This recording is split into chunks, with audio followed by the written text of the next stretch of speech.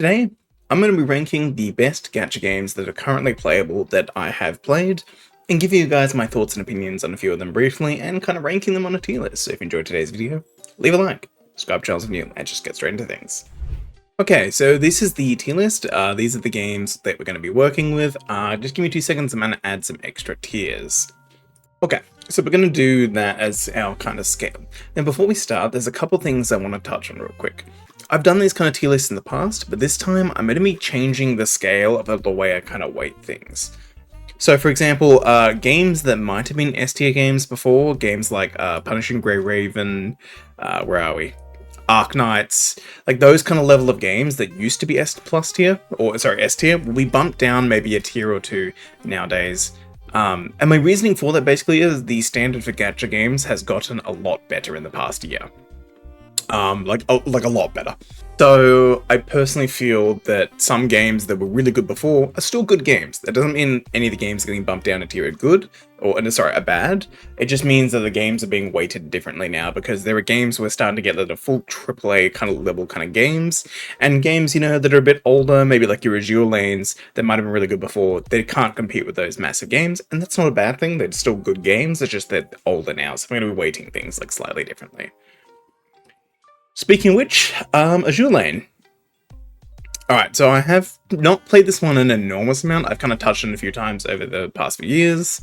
I'd probably say it's a solid B tier game. It's great if you like your waifus, but the gameplay is a little bit older now, and the overall application is a bit older, so I feel like it's a little worse off than it used to be.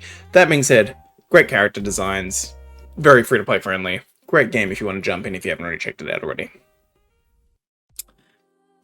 Brown Dust 2, I would say, is probably the top of beat. Oh, no. I actually think Brown Dust 2 is actually a really good game. It's a turn-based, like, grid, kind of like RPG kind of game. The thing I like about it so much is it's like pixel art style, and it's basic characters. But the thing I like about it a lot is it just kind of feels like you're playing a single-player, proper, like, RPG while you're playing it. Which I quite enjoy quite a bit. Alrighty. Genshin. I'm going to put this one in S tier. I think the game is very good personally, but to me, it's not great. Okay, so I'm the kind of person that likes like a more of a challenging kind of experience. I'm not into like a lot of the whole casual stuff. The casual things are just like a side thing. But I also understand that a lot of people like those things at the same time, and I am not necessarily the most... I'm in the minority there. Like, not everyone... A lot of people like Genshin. It's a very popular game. Not for me, so I'll put it up in S plus tier. Even though personally it's not for me, and I think there's a lot of issues that the game has that it needs to fix and change, like a lot of quality of life things, in-game, weekly content, that kind of stuff. But overall, a lot of people are going to enjoy this game. Guardian Tales. I'd say I'd probably put that on the same level as Brown Dust 2. For very similar reasons. It feels more like a gacha game, but it has that very much like single-player RPG, great like story, great gameplay, that kind of thing. So I'd say it's probably there along with Brown Dust 2. I'm honestly going to put PGR in S tier. This game, I genuinely believe, is really, really, really good. But a combination of two things let this game down in the global market over time. A rough launch, and basically the second thing being the game was just not really promoted or advertised. Not many people know actually how damn good this gacha game is. Like this game I've played quite a bit, and it is the reason why I'm so excited for Wuthering Waves when that comes out, because anyone who's played PGR before, and extensively, even in the past few years, because like early on in the game it wasn't as good as it is now. This game is amazing now. It is one of the best gacha games I've played in a long time that is an action combat game. The combat's amazing, the game's relatively free-to-play friendly, huge variety of content, constant events. It's a really good game, and I'd strongly recommend it to anyone who wants to try out a fun action RPG game. That being said, I'm going to put it at the very top of A tier. I really want to stick to my thing of like I'm weighting the games differently than the way I would used to, just because yet again the standard has been risen, as you'll see in a few games kind of later on, and there's upcoming games as well that I believe are going to be a lot more up here, whereas these games, like especially some of these older ones, are just going to start falling behind more and more and more. Speaking of which, Arknights. You like your tower defense games, you like games that make you think, Great game for that, great visuals, all those things. 𝙀𝙑𝙋𝘼𝙉 is a very good game, and I would strongly recommend it. Okay. Oh, this is a spicy one. TOF, or Tower of Fantasy. Okay. How do I explain this? So, I think this game had a lot of potential on launch. I'm just going to give you a spoiler alert. If you're a fan of Tower of Fantasy, this is going to be kind of a negative take on this. It's not going to be very good, I'm sorry. So, alright, here's the biggest problem. I can overlook some of the janky feeling stiff combat. I can overlook a lot of the bugs. I can overlook like the overall polish of the game not being like the same kind of level as something like a Hoyoverse game or even some of these other games. I can overlook all those things. The one thing that makes this game irredeemable to me is the fact that it's an MMORPG. Don't get me wrong, I love MMORPGs. The problem is, a lot of the combat and different gameplay modes in this game are designed around multiplayer, but no one's freaking playing it on some of the servers. And it depends on what server maybe you're on. Maybe you'll have a shard of a server that you actually get more players on, but it's just like, I've tried jumping back into this game so many times, and I just can't play it, because I can't gear up my characters, because all the gear stuff is done through things. I can't do raids, I can't do the dungeons, I can't do any of the stuff, because no one's freaking playing the lower level stuff. Everyone's at the people that stuck with the game are all the high level content. And yes, you can solo these things, but some of them you can't. And it's just like... And it's even just the thing, you don't see people running around in the open world. And to me, that brings down this game, because it's a game that is very heavily designed around having multiplayer elements. You can play it on your own, but it's very much a multiplayer focused or design game, or it's there in the systems to want to do it. So I'm going to put it down C tier. I know a lot of people are going to hate me for that, but that makes this game almost irredeemable for me. If it did have people playing the game and there was access to the multiplayer or the solo gameplay experience is better, it'd probably be an A tier game, but it's C tier. Just for that fact, and I can't overlook that, because you literally cannot queue in dungeons, like, at all. You can't queue in raids, you can't queue in any of the multiplayer content. It's just, no, I can't. Eversoul's B tier. It's an idle game. If you like idle games, it's got a nice visual style, it's 3D. If you like those types of games, you like those types of games. If you don't, you don't. Simple as that. Honkai Star Rail. This is my personal favorite game on this list. I love Honkai Star Rail. It's my favorite game. It's not even close, honestly. It's in my opinion, the #1 gacha game at the moment.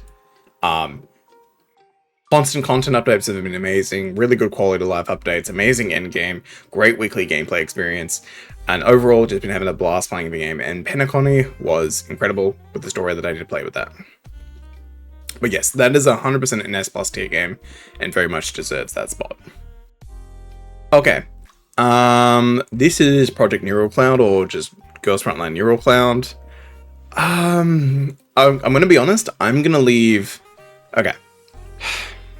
I'm gonna put this probably at like a... I don't know how to rate this one. So the problem with this one is I played this game at launch, right? For about a month, and then I stopped. And I haven't played and booted the game up since then. So I'm gonna put it in what I would have rated it at launch. If the game is better or worse now, let me know. I'm gonna put it in C tier though, and that's not for the aesthetics or the visuals or any of the extra game modes. The combat was just extremely boring to me, and I got bored of it really fast. I liked the idea of like a roguelike design combat system, but everything is autoplay aside from a couple of little ultimates and skills you cast, and it just really wasn't meshing with me, the combat system. And honestly, I think that can be reflected in like the sales for the game, because I believe this game is not performing too well. Save it to Listens Mobile. I would have rated this game a lot lower than I would have previously in the past, but I've actually played the game quite a lot more now. It's pretty alright. it's an okay game. But I'm gonna be honest, probably top of C tier. It's one of those like older kind of feeling games now, and although it does have a lot of combat variety, the thing I don't like about it is the teaming, like, building is so restrictive. Like, yes, sure, you can chuck any character on any team, whatever, but it's not going to be good. And especially if you're doing, like, PvP, you would really require, like, certain characters of, like, specific things to make teams work. And there's just so many characters in the game that are just bad. And it's just, like, because there's, like, a few hundred, like, SSR characters, and then there's so many of them that are just absolute garbage. And they're just completely unusable, and it just... a lot of like a very pay-to-win kind of elements to it. I enjoy the game itself. The game itself is not bad. It's like the full 7 Deadly Sins story. It's animated in 3D cutscenes. There's really good, lots of variety gameplay, but the game just feels like if you want to actually compete at a high level in PvP, if you want to do a lot of the high-end PvE content, the barrier to entry is really, really, really high. And that's the only thing that kind of holds this game back for me. If it didn't have those problems, probably like a B tier, but it's C tier to me. 𝙀𝙓𝙋𝘼𝙉𝘿. I've played this game a lot in the past too. Probably say it's a B tier. Great game visually, love the visual art style, love a lot of the mechanics and things of it, but the combat for me is the biggest reason why I stopped playing this game. It's very much one of those auto-y kind of feeling kind of games where most of the combat you do is going to be autoing, aside from like the weekly raids or the fortnightly raids, whatever they are. And that just got very boring to me over time, so I stopped playing. Simple as that. Still a good game though, would recommend it to people who like those types of games aesthetically. Okay. So this one is Honkai Impact 3rd. I previously probably would have put this on the same kind of level or just below Punishing Grey Raven. I'm going to bump it up to S tier though now. So for those of you guys who aren't aware, the game just came out with part 2 literally a few days ago. The reason I'm not putting it up here with the other games is I haven't played enough of it yet. It's still very early days with the update. Everything I've seen though so far basically improves it and puts it closer to the level of these 3. However, I need to see more in terms of how patch content's going to work, future content releases, more story and stuff is going to work, because the game feels very, very good, but like the story has only gone like 2 hours of story, and then you kind of part 2 story so far. We're getting more of it unlocked later in the week, but really, really need to wait and see for this one, because this one will probably jump up to S+ tier, maybe in a patch or 2, but it's an S tier game for now, and definitely overtook all the other games. It would have been like down here, maybe even down here, but the game is really, really good now, and I'd strongly recommend, if you've played Honkai Impact 3rd in the past, or you're a new player wanting to try out the game, definitely give it a go. They very much modernized the experience in the upcoming like section of the world. If you want to watch a video on what the game kind of looks like, I have a video down below. Well, video on my channel if you want to check it out. Okay, this one's tricky. One Punch Man World. Okay. This one kind of saddens me a little bit. I'm putting it at the bottom of C tier. Okay, so the problem with this game is graphically it's great, combat-wise it's fun, but that's about where the good stops. So here's the problem. Like, this game has a lot of good things, but the issues that this game has is too big to overlook. Constant bugs on launch, still bugs, lots of login issues, server connections, still. And just constant, like, it feels like the game is just not managed very well, just constantly from the developers, and their responses to, like, players that are having issues on, like, Discords or, like, reviews of the game on, like, Apple or, like, Google Play. It's very, very tone-deaf, the way they kind of respond to things. They're just kind of like, yeah, fuck off, we don't care about you kind of thing. They don't say literally that, but that's the kind of, like, tone of the things they say. The game is, like, very pay to win. The rates in the game are not good. It's, like, 0.3% or something like that. It's ridiculous. And, like, the requirements for certain things are, like, really, really high. The game has also some like, story pacing issues. It does this weird thing where it swaps between, like, 2 characters and does the actual One Punch Man story and goes back to doing these 2 characters. And it kind of overloads you with too much information all at once. I would put the game up in A tier, but because of all the bugs, the login issues, the mismanagement, all these other issues... Actually, you know what? I'm actually even going to put it down there. And my reasoning, I just realized this in my head. I don't want to recommend this game to people. Not because the gameplay is not fun, not because it's not fun in a lot of ways. The problem is more to do with the company, which is Crunchyroll Games that's publishing it. They have a lot of issues. I don't think this game is going to stand the test of time. Just because of the company managing it behind it. And this is what I'm trying to get at. This game is not bad. It's actually probably an AT game in terms of gameplay. But the company that is managing it is not good. They've shut down multiple games in the past. They're usually Crunchyroll Games is usually very bad at managing monetization, just overall bugs, server issues, and other things. I cannot in good faith recommend this game. Not because it's not fun, just because I don't think it's going to be around for very long, the way, just based off what I've seen and how Crunchyroll Games usually works. And I've played other Crunchyroll games in the past. I used to play Princess Connect like back in the day, and that didn't go well, as we all know. All right, 𝙀𝙑𝙋𝘼𝙉𝘿, I put that right next to Punching Grey Raven. I'd say it's even better in Punching Grey Raven in some ways, and obviously worse in other ways. These two games do have a very similar feel, very good combat system. The only reason I put it like a little bit lower than Punching Grey Raven is I don't like the element of where you have 3 characters in your team and you only get to play as one of them. The other 2 kind of like battle for you kind of thing. They do their own like AI kind of stuff, whereas Punching Grey Raven, you switch between characters, more like Genshin kind of style. 𝙀𝙑𝙋𝘼𝙉𝘿 is a really amazing game. Suffers from the same problems that Punching Grey Raven did. Not a great launch, bad advertising of the game. Pretty much it. That's the reason why it's not as successful as it is, and it should be better. Alrighty, AFK Journey. I personally liked this game a lot.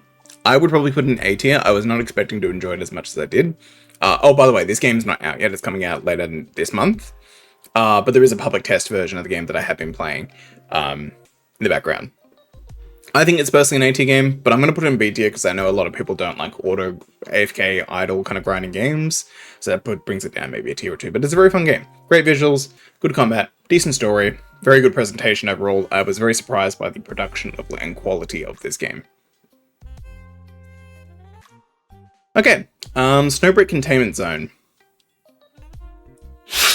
This is really tricky. This one's a hard one to place, and the reason why... The game itself, I like what it's trying to do, but it falls flat on like a few areas. So let's talk about the good things first. Great variety of gameplay modes.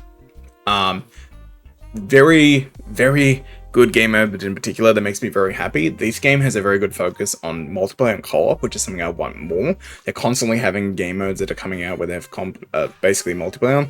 They have like limited time event ones. They have the main one. There's like a wave defense, like tower defense. There's like a couple other little things. Co-op is a bit of a focus. There's certain game modes that you can do it in, and it's very good.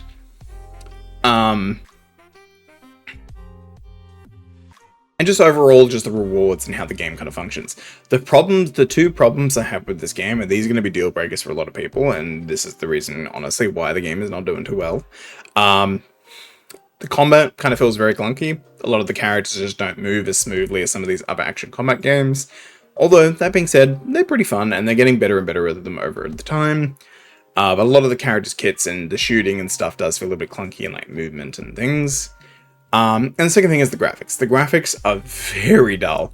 I like my darker aesthetics, but like you need a bit of contrast with like darker aesthetics between like lighter and dark kind of elements and a little bit of color splashed in.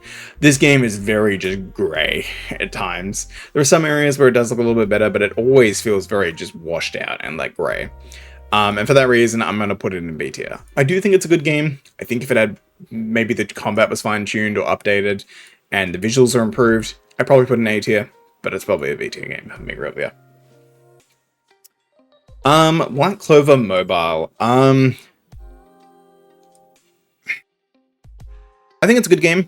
I'm going to put it in B tier though, purely for the fact that I just stopped playing it because I got bored, and I'd say if a gacha game can keep my attention for more than 6 months, it's usually a pretty good game. All of these games, A and above, have kept me occupied for at least for a period of time of 6 months or more. Some of them I'm still playing and revisit constantly.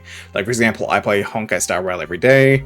I created an account, like a new account with Impact 3rd 6 months ago, and I've been playing that very, very regularly. Same with Punching Grey Raven, and I play 𝙀𝙑𝙋𝘼𝙉𝙉, and all these other ones I've played like every 6 months kind of thing. I've played a lot of them. I enjoy a lot of them. But the problem with this one is it just didn't keep my attention for very long. I got bored of it very quickly. I am going to be revisiting the game though soon, so maybe it get bumped up in the future. But for now, I can't. It's decent. It's good if you like Black Clover. It's great. If you want the story experience with Black Clover, though, honestly, just go read the manga or watch the anime. But it's a decent game. Yeah. Reverse 1999. I'm going to be real with you. It's an S tier game. It is one of the best gacha releases we've gotten from visuals, aesthetic, combat, just overall polish quality, free-to-play friendliness. It's a very, very good game. But why did I stop playing it? Honestly, busy. I've just been busy. I've been meaning to go back to it. I just didn't have time. It's a great game. I love it. I was so sad that when I got really, really busy around the time when I was making lots of content and it was picking up, the game was getting lots of views on my channel, and I just had to stop because I got busy and I wasn't able to upload for a few months, which made me kind of sad. And now I'm kind of so behind in content because I haven't been able to play the game that, yeah. Alrighty. Okay, so this game is going to vary a lot for a lot of people. If you're there for purely visuals and aesthetics, it's an S+ tier game. If you don't like it, it's a trash game. So, my stance on this is I would say it's probably an A tier game. It is very good from a visual standpoint, if you know what I mean. This is the spicy game, if you know what I'm talking about. The problem I have with this game, though, is the combat is just ass. I'm sorry, it's not fun. It is so booty cheeks. It is so bad. It is just like, oh, I hate the combat so much, but I want to like the game just because the visuals are very nice. But yeah, it's probably there. Actually, in retrospective now looking at what's in A tier, I'm going to move these two down to the top of B tier. I don't think these two are the same as these other games in A tier. And yeah.